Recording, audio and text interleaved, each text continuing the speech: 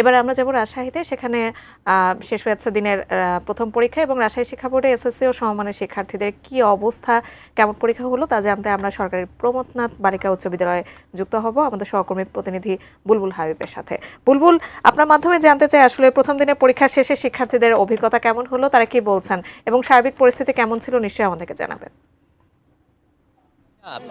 ঘড়ির কাঁটায় ঠিক একটার সময় আসলে পরীক্ষাটি শেষ হয়। প্রথম দিনের এসএসসি ও সমমানের যে পরীক্ষা ছিল বাংলা প্রথম পত্র, সেই পরীক্ষাটি শেষ হয় এবং আমরা দেখছি যে শিক্ষার্থীরা কিন্তু একে একে পরীক্ষার কেন্দ্র থেকে বের হয়ে আসছে এবং প্রত্যেকের মুখেই কিন্তু হাসির একটা ছটা আমরা দেখতে পাচ্ছি, যে অর্থাৎ সেই মানে মুখমণ্ডলের অভিব্যক্তি দেখে কিন্তু আমরা বুঝতে পারছি যে আসলে তাদের পরীক্ষা ভালো হয়েছে। তারপর আমি বেশ কয়েকজন শিক্ষার্থীদের সাথে কথা বলেছিলাম, তারা বলেছেন যে আসলে পরীক্ষার কোশ্চিনটা বেশ ভালো ছিল, এই জন্য তারা পরীক্ষা স্বাচ্ছন্দ্যভাবে দিয়েছেন, এমনটি কিন্তু আমাকে জানিয়েছেন। তো আপনাকে জানাই, যেহেতু রাজশাহী শিক্ষা বোর্ডে 1,90,000-এর মতো পরীক্ষার্থী ছিল এবং গত বছরের চেয়ে কিন্তু 19,000-এর মতো শিক্ষার্থী কমেছে এবার পরীক্ষায়।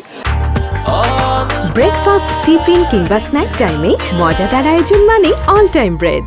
269টি কেন্দ্রে পরীক্ষা অনুষ্ঠিত হচ্ছে। আর এই সরকারি প্রমথনাথ বালিকা উচ্চ বিদ্যালয়ে 5টি স্কুলের শিক্ষার্থীরা তারা পরীক্ষায় অংশ নিয়েছেন। 350 জনের মতো শিক্ষার্থী ছিল এই স্কুলে।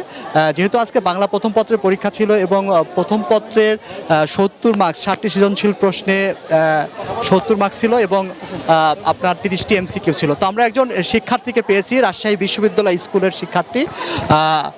পরীক্ষা কেমন হয়েছে? পরীক্ষার প্রস্তুতি নিতে কোনো সমস্যা হয়েছে?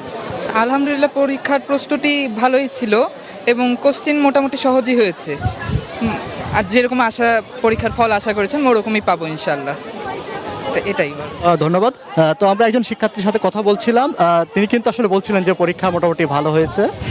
তো আমরা যদি এই যেহেতু এখানে রাজশাহী শিক্ষা বোর্ডের যিনি আনম মোফাক্খরুল ইসলাম সদস্য সচিব, তারা কিন্তু সব কেন্দ্র মোটামুটি শহরের ভিতরে যে কেন্দ্রগুলো রয়েছে সেগুলো কিন্তু তারা পরিদর্শন করেছেন এবং তারাও কিন্তু কেন্দ্র পরিদর্শনের সময় বলেছিলেন যে তারা পরীক্ষা নেওয়ার জন্য সব ধরনের প্রস্তুতি নিয়েছিলেন এবং কোনো ধরনের অপ্রীতিকর ঘটনা যাতে কোথাও না ঘটে সে ব্যাপারে তাদের ভিজিলেন্স টিম কাজ করছে এবং শিক্ষার্থীরাও সেটা বলছেন যে তাদের পরীক্ষা সুন্দর হয়েছে। তো এই ছিল যাকে এখান থেকে যে পরীক্ষা শেষ হলো তার খবর।